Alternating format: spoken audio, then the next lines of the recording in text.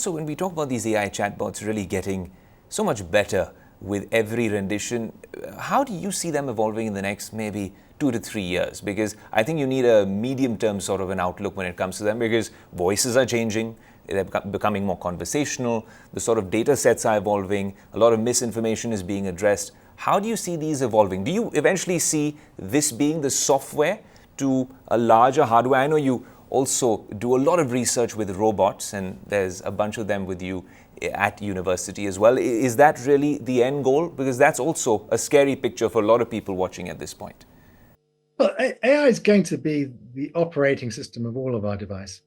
So everything, if you think about it, we're connecting everything to the internet. Our front doorbells, our lights, ourselves, our cars, our toasters, everything is being connected to the internet.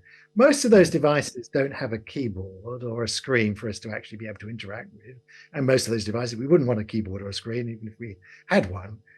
So Right. how are we going to actually interact with these devices? Well, we're going to talk to them, and they're going to talk back to us. And AI is going to be sprinkled into every one of these devices so that we can have a conversation. And this means, in 5 or 10 years' time, you'll walk into a room and you'll just say, lights on, and you'll expect something is listening. And you'll say, um, who won the footy last night? And the room will know something about you, will know that you support Manchester City, and it will go off and find the result for the Manchester City football match last night and tell you what the result was. And so we're going to have this long-running, lifetime-long, in fact, conversation with all of our devices, and they're going to know us better than our spouses do. It's going to be quite many respects. The movie Her was I think quite I was just going quite to say that. Yeah.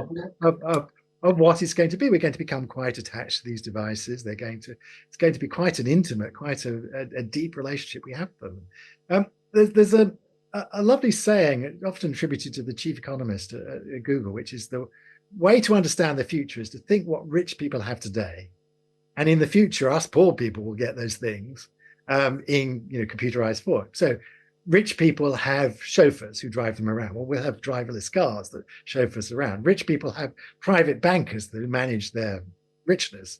Well, we don't have richnesses, but we'll have AI bankers that manages our much more limited resources.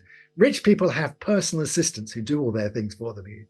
Book them haircuts, find them tables at restaurants, and manage their diary. Well, we have these intelligent AI assistants that do all those things for us.